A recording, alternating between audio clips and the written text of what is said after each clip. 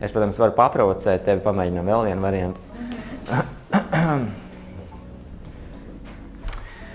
Labi, paldies par interviju. Bija tiešām prieks jūs redzēt, tad mēs tiksimies nākamreiz. Labi, paldies.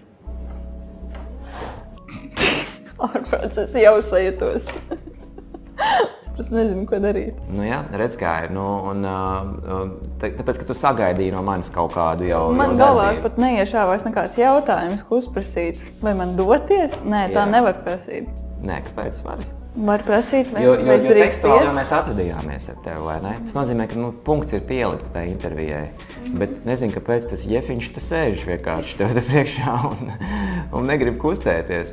Tā kā savā ziņā tu vari uztaisīt tādu double check un pārprasīt, tad es varu doties, vai es varu doties jautājumu formā. Un, Okay. Tātad paldies par interviju. Visu labu. Labi, visu labu.